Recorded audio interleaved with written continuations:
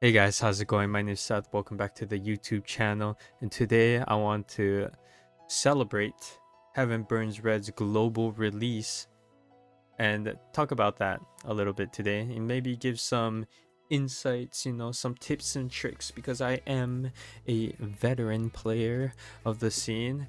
I really do enjoy the game a lot. It's like one of my favorite games in general, not even just gacha games. One of my favorite games in general.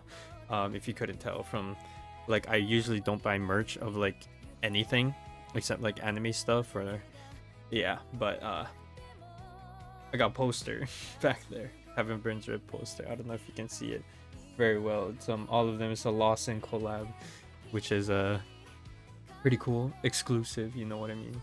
But yes, we're gonna first talk about the story. How it is, how the globalization we'll talk about combat mechanics, how the combat works, and then give some combat tips and tricks because again, I'm a veteran at this. Then we'll talk about which SS you should pick out because all of these memorias, they call it in the English version, it's pretty important to choose a good SS at the beginning of the game. Like usually I would say choose who you like, but like picking out a good SS in the beginning will save you so much time, so much stress. And then at the very end of the video, I'm gonna talk a little bit about the gacha and just give a little more tips at the end. So first, let's talk about the story. The comedy throughout the game is very similar to the comedy of Angel Beats. If you enjoyed Angel Beats, I'm sure you will enjoy the comedy and the playfulness of Heaven Burns Red. I say playfulness very lightly because yeah, it's a very emotional story. It's directed by Maeda Jun, and if you don't know who Maeda Jun, he's responsible for series such as Little Busters, Charlotte, of course Angel Beats. But yeah, I feel that those anime, the comedy style of that hasn't aged very well, as in I feel like comedy these days is a little more crude, I guess you could say, and it might be a hit or miss depending on if you've enjoyed Angel Beats or not. If you did enjoy Angel Beats like way back when, you might still enjoy the comedy of Heaven Burns Red or HBR, but the main story though, the main story very emotional, very tear-jerking. It takes a really long time for them to release the main story and progress it, but in between those dead patches, I guess you could say, a lot of event stories come out before the next like main story major update. But even when I say there's a lot of event stories, these event stories are very important. Not to spoil anything, I'm not going to spoil anything in this video, but definitely 31A is the main squad of the game, and the main story usually focuses around them and their sometimes relationships with a different squad or something like that, but it mainly revolves around 31A. And then all these event stories that come out get you really attached to the other squads that haven't had a time to shine in the main story. So I think it's very important that you do these event stories because they are canon, and they aren't just lazy event stories. I think almost every single one of them was very, very good. Like there are a lot of characters that I didn't really care for in the beginning of the game, but once I'd done these event stories, I got really attached to them, and I actually like a lot of them now. Speaking of story, here's a fun fact. When you first play the game, there's like some points in the main story and event where characters stop and tell you you're going the wrong way. Try and continue going the wrong way and you might get special dialogue and interactions. There's one at the very beginning of the story where you follow Nanase to the dorms, so keep walking past her a bunch of times to squeeze out as much dialogue as you can, because yeah, it's just a fun little thing that they added to the game. And I feel like if you do all these little side Easter egg type things, you'll enjoy the game much more. The game itself is fully voiced, which is very impressive in my opinion. Every piece of dialogue, besides when traversing the map or like, you know, traversing inside of a dungeon is what they call it, is voiced, which is very insane. That's a lot of work. There's also a lot of instances where the game remembers what dialogue option you chose from like however long ago, which makes it feel like a lot of effort and passion was like put into the game, having to record all these lines for every single dialogue option and scenario because they have a reaction to every single dialogue, which is very, very fun. So even if you did finish the story, you can go back and choose a different dialogue option, and then you can, like, you know, see different scenes and scenarios that play out, which is always like really fun. The English translation is okay, I feel like. Some things just don't translate well, like Japanese slang and dialect. For example, like Aikawa Megumi's Kansai dialect is just translated to a Southern American accent. A lot of anime do this too. Also, there's a lot of real world references and quotes from famous Japanese people or comedians, but instead they kind of Americanize these jokes. For example, when Kunimi Tama is introduced, they make a pun with her name. So Ruka says Tama Tama Tama datta, but they translate it to, oh, so Tama's a no-go, but hot tamales is fine. Same with Minase Sumomo's gobi, which is nya. Gobi is something Japanese people will put at the end of a sentence. For example, gozaru, which you may have heard in anime and other forms of media, but it translates to just having the word meow at the end of a sentence, which is also pretty funny. It just looks so weird. And oh my god, last but not least, when Ruka's famous Tehe Perinko is translated, it is translated to whoopsie gravy. Like, I can't think of anything better, but damn. And Izumi Yuki's Tsukomi sometimes translates to her just plain yelling. Like, if you don't know what Tsukomi is, pause and read this. There are other translation choices they made that I could talk about, but then the video would be, you know, way too long, so I'll just leave it at that. Music in this game is phenomenal. All the music in this video is music that is in the game. It just keeps getting better and better as the game goes on. They use the correct music in every scenario. I can't even explain it. It's just so perfect every single time. All right, next, let's go to combat mechanics. I am so excited about this part of the video. So let's talk about the roles. There are 7 roles in this game that each Memoria has. There's attackers, breakers, blasters, buffers, debuffers, healers, and defenders.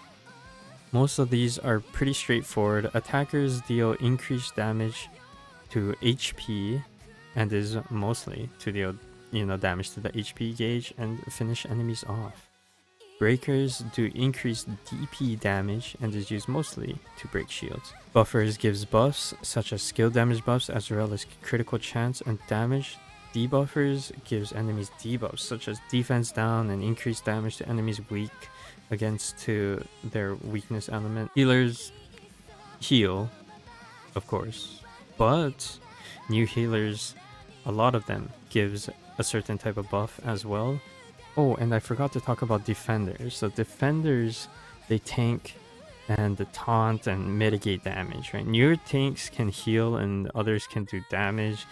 Some tanks even have like small buffs that they can do, or just block damage completely, which is pretty insane in some scenarios. Alright, and the main focus, the reason why I'm talking about roles, is the blasters. So most of the other roles come from, like, you know, other JRPGs, like Breaker, pretty straightforward. Break shields, of course, break the DP gauge. And attackers, you know, they just, you know, hit the HP. It's pretty straightforward. But blasters, although it is explained in the game's role tutorial when just playing through the story, I feel like I should explain it a bit more so that, you know, some people get a better grasp of what blasters do. So once broken, there's a number indicating how much increased damage the cancer takes. Cancers are the enemies, of course. you probably know that already. This is called devastation rate. Blasters increase the devastation rate so that the enemy takes more damage from all sources. So they kind of increase this gauge at the bottom and makes it so that attackers and such just deal more damage to the enemy, and this percent is just how much percent increased damage that they take. And before we move on, I also kind of forgot to talk about there's a new role in the game that just released in the JP version that is of course not out in the global version, and it is Admiral. And Admiral, I don't know what their specific role does. I didn't do enough research on that. I'm pretty sure they just give team-wide buffs that like last for a certain amount of time. They're basically just glorified buffers, I think.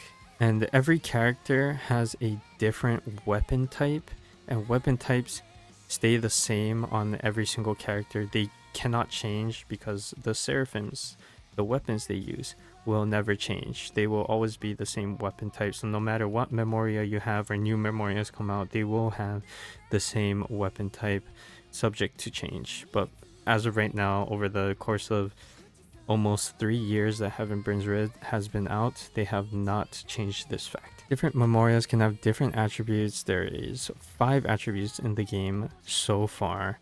There's fire, ice, lightning, light, and dark attributes that some memorias can have. Alright, here are some combat tips that you may or may not have known, and if there's any other combat tips you would like to share, leave a comment below. Humans are very fragile compared to cancers and can only defend through their deflectors or their quote-unquote shields. You will learn very quickly that once a member of your team becomes broken, they cannot heal their DP unless you use someone like SS Rarity Kunimi Tama, which we will talk about later. Once characters are broken, they are most likely going to die instantly, so it is very important to keep your DP up and throw them in the back once they get low.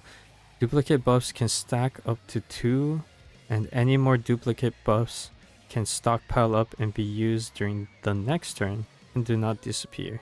You can stack overdrive turns up to 3, which is ideally what you want to get as many debuffs and buffs as possible before unloading onto the enemy and trying to finish it off. For example, if you apply a defense down debuff on the enemy that lasts for 1 turn, on the first turn of overdrive, it will still remain on the second turn of overdrive. Crit chance buffs will be triggered during normal attacks, so try not to do any normal attacks while you have the buff or else you will lose it, unless it is a turn-based crit chance buff, meaning if it says that the crit chance buff lasts for 3 turns, it will not be used up.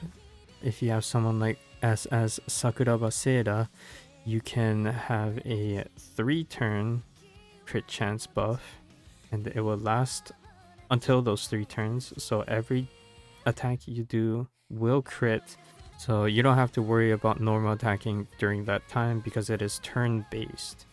Hit count is very important. You can damage the HP after breaking the shield during the same attack so long as that hit breaks the enemy before the next hit.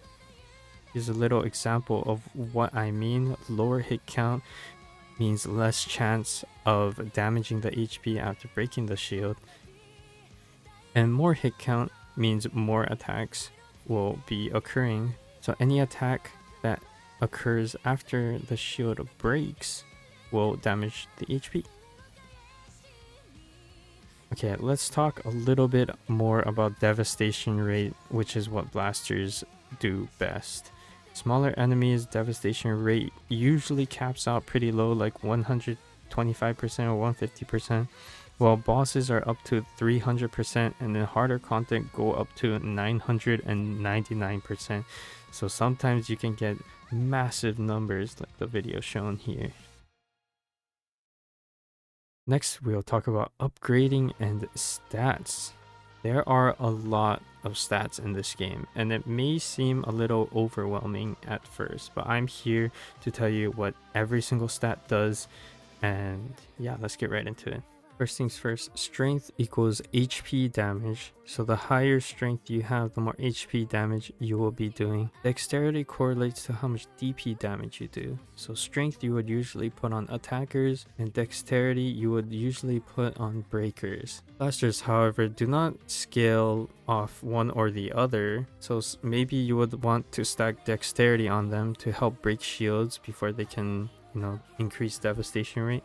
Or maybe you would want to stack strength on them and do some increased damage after they are broken. Next, we'll go into the defense stats. Vitality and SPR, I would assume, is spirit or spirituality or something of the sort, spiritual. Vitality is defense against physical damage. Spirit is defense against elemental damage. Vitality and Spirit are, of course, very good on tanks. And also, what some people don't know is that you can put some of these defense stats on your buffers too to make them a little bit more tanky so that they can tank hits while they're buffing your team. So next we will talk about intelligence. So intelligence is a very important stat because it increases effectiveness of buffs and healing. Next is luck. Luck increases the effectiveness of debuffs. And then here are the other two stats that are important to your character but not important to build: DP and HP. More DP is practically useless even on tanks. The other two defense stats scale way better than just flat DP. Same with HP. More HP is also practically useless because your character will instantly die regardless of slight HP increase once they're broken. So it really doesn't matter too much how much HP they have when they're gonna get one shot anyway. Next, when upgrading Memoria, there are exclusive skills and just normal skills. Normal skills are shared across every Memoria for the character. Same goes for stats. You can see when you upgrade Memoria, it says Enhancement EXCL, which stands for exclusive, but at the bottom of this A Memoria, it just says Enhancement and it is highlighted in pink. It is a passive stat boost and is shared across all Memorias of that character.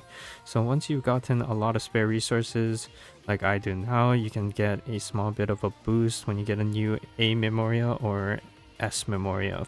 Next, we'll talk about which SS to pick from the tutorial. Usually, I would just say choose whoever you want, but there are some Memorias in the selection that are just genuinely bad and you would probably want to avoid choosing because they will probably make you struggle in the beginning of the game just from how bad they really are. So I'm going to talk about every single SS that you're able to choose, and I'll kind of slap a tier on them just for a general idea of how good they are. So first, let's start off with Kayamori Ruka. She's a generally good attacker with the fire attribute. Her skill, her exclusive skill, I mean, only hits twice though, which is not very good in most scenarios. The first hit does not do a lot of damage, and the second hit is what does most of the damage, which means that usually if you're using Kayamori Ruka only, she will probably only be able to break shield on the first use of her skill, and you would probably have to use her exclusive skill again to finish the enemy off. That is not too big of a deal though, because I started off with SS Kayamori Ruka in the beginning in the JP version, and she carried me very far because I had a pretty good fire team set up for her. And yeah, I think she is still a very good unit to pick up, very good Memoria, so I will just say I'll just slap an A on it. Next, it is Izumi Yuki. She is a decent breaker. The thing is, after she uses her exclusive skill, she gets stunned and cannot move or do anything for 2 turns, which is very bad in my opinion. The skill also only hits once, so you can only break and deal 0 damage to the HP gauge. So she does her job just fine, but there are definitely other breakers that are in the game or about to release that are just way, way, way better than her. She does break very, very well. So although she can't move for 2 turns, it doesn't really matter because she already done her job and broke the enemy. So usually she doesn't have to do anything outside of that. So I'll just put her in high C to low B tier. She does her job. She does her job. Next, we have the buffer Tojo Tsukasa again. She is just generally good. The Memoria places a fire elemental field buff, so it is going to be very good with SS Kayamori Ruka. Nothing too crazy, but she is still pretty dang good.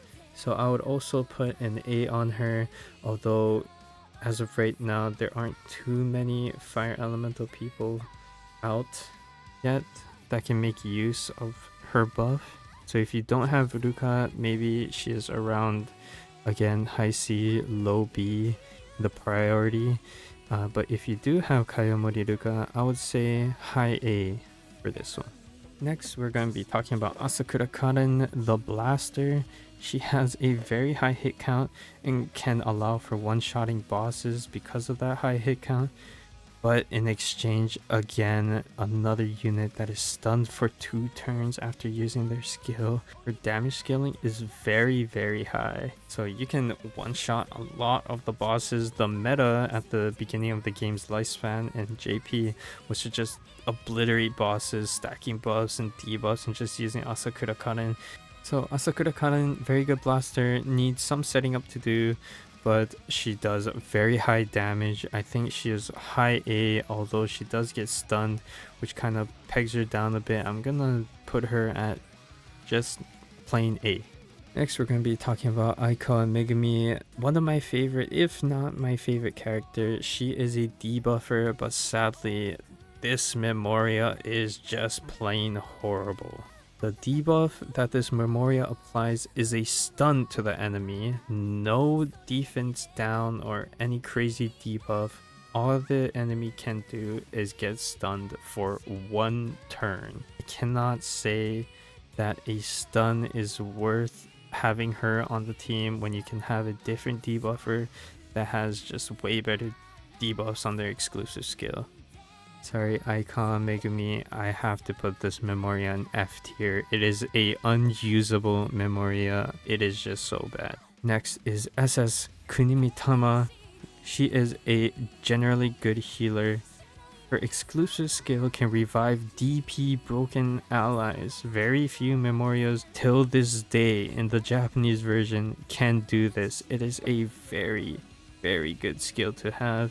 So having her will definitely boost your account. SS Kunimi Tama gets a S in the tier list from me. She has saved me countless times with that exclusive skill. Next is Higuchi Seika. She is a exceptional buffer. Has a general skill, a general normal skill called Doping that gives a very powerful skill damage buff. Her exclusive skill damages and applies a random debuff, so is kind of unreliable. Her exclusive skill definitely isn't the main appeal to this Memoria. It is definitely the general skill Doping, and it can be, used across every Memoria. Higuchi Seika, although having a unreliable exclusive skill, has a very good general skill. I think I can put her in S tier. Next, we are talking about Bungo Yayoi Bunchan, a breaker with a high damage skill. The drawback is that it can just straight up fail sometimes. It is very RNG. It does say it has a small chance of failing, but from my experience, it fails a lot. So I'm going to put Bungo Yayoi in a C tier because when she can get it off, it does massive damage. But if you just fail it, then all that setting up you did for it to do massive damage is just gone to waste. Next, it is Tenne Miko, a debuffer with a 2-turn defense down on her exclusive skill. It is very mediocre and is easily replaced by other debuffers. Again, debuffers are definitely the ones who get power creep the most, and Tenne Miko is almost useless, I can say. still have to say she might be in D tier. She is not completely useless and is definitely better than Aikawa Megumi, but is still not very good. Next is Sakuraba Seira. She is exceptionally good at buffing. Her exclusive skill gives crit chance for all allies for 3 turns. We talked about this before. This is really good because crit buffs usually only last 1 time per attack, but having it up for 3 turns means multiple turns of high damage dealing because you can just wail on the enemy during those 3 turns while still having that crit chance buff. Later on, like I said before, to prevent power creeping, they upgraded her skill, so now it provides a crit damage buff for 3 turns as well, which is very, very big. So I will put her at SS tier. The only unit, sorry, spoiler alert, but the only Memoria that I can safely say is worth it. Next is Byakko. Yeah, it's a tiger. She is a generally good blaster, but is far weaker than Karen in terms of raw damage output while reducing her own defense. So she becomes pretty vulnerable after using an attack. And if you don't break an enemy, because usually breaking an enemy downs them for 1 turn, if you don't break the enemy, Byakko kind of is susceptible to getting 1 shot. I've had this happen a few times and it is not fun. So Byakko, although it does decent damage and is good at applying devastation rate, I cannot recommend her too highly. But if you think the tiger is really cool, then yeah, go for it. But yeah, she gets a B from me. Next, one of my favorite senpais, Sugawara Chie. She is a defender taunt tank but tries to do damage. Problem is you're trying to build defense stats so she can tank from the taunt that she gets from her exclusive skill, but then you won't do any damage because you're building defense stats. It's just straight garbage. Don't even bother. Sugawara Chie in F tier. So I would like to talk about why choosing the right SS is important. It is because I don't know if it's in the game yet. It might be, but skill generalization makes it so that the base Memoria skill of the character will carry over to other Memorias like normal non-exclusive skills. So for example, when a new outfit for a character comes out, actually there already is one out. It is the China Higuchi Seika. You can only use exclusive skills from the base SS of that character. So no, you cannot use China dress Higuchi Seika's exclusive skill on other Higuchi Seikas. You cannot do that. It is only for base SS characters. Like, a good way to know if they are the base SS or not is if they have their normal outfit on. Okay, let's get into other tips, and some of these kind of relate to the gacha. Let's get into why limit breaking is important. So limit breaking is when you get dupes of the same character. You get these pieces. They are pieces for Memorias, and you can limit break them. They go up to limit break 4, and limit break 1 and 2 require 10 pieces, while limit break 3 and 4 requires 20 pieces, which is 2 duplicates. So to max out a character, you would need 6 duplicates of that character. So why limit breaking is important. You get an extra 1 SP per turn when they are in the front line at limit break 1, which is the same for every Memoria in the game and is a good buff because everything revolves around getting your skills off as fast as possible, setting up, dealing damage as fast as possible. You want as much SP as you can get. So limit break 1 is always a good option. But did you know that in this game you do not need duplicates to limit break your character? You can use SS pieces to limit break rather than getting dupes. These are items that you get for free, and sometimes you can get them through other means like rolling the gacha, but usually you can get them for free. So because of this, You can limit break very easily in this game. In my Japanese version, I have 70 SS pieces that I'm just hoarding for some odd reason. I can't tell you why, but yes, they do give a good amount of SS pieces. Usually limit break 3 is a good stopping point, because at limit break 3 it gives a passive skill that is usually very powerful. Some memorias don't have great limit break 3 skills, so they are not worth limit breaking using your SS pieces on sometimes. Limit breaking also increases the character's max level, so this is what makes it important. And max level is shared across all memorials of that character, so it's more like the character's level rather than the memoria level. So because of this, your highest limit breaked memoria will be that character's max level.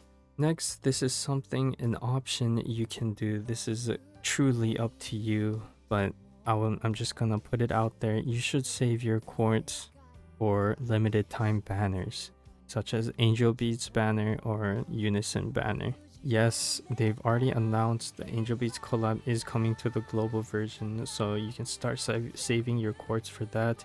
They are very generous with their rewards, and they always give out free SS tickets. So even if you miss that one raid up character you kind of wanted, you will eventually get them by just playing the game.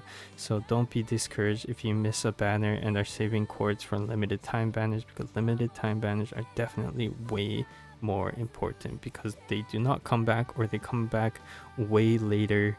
And yeah, if you miss out on the limited time banners, you might not see those units for half a year to a whole year. So it is very important to get the characters you want on limited banners rather than just normal raid up banners. They also have one more limited time banner, the Unison banner, which is basically 2 characters in one. They are very cool. There's only 3 out right now, 2 of which are kind of reused. And the third one is also pretty cool, but has Ruka in it again for some reason. They all have Ruka in it. I don't know why. But yeah, if you think those are cool because there are 2 characters in one, you should go for those. But if not, yeah, use your quartz for whatever you want. And I did mention this a little bit just now, but the game has very passionate devs in the JP version and are very generous. They hand out free SS tickets for whatever occasion they can even think of. I'm not sure how the English version or the global version will handle it with Yostar managing it, because Yostar does not manage the Japanese version. The devs kind of directly manage that part of the game, but I assume they'll be just as generous from their positive track records such as Arknights and other games. And that's about all the tips I can give at this time, or any tips that I can, possibly think of.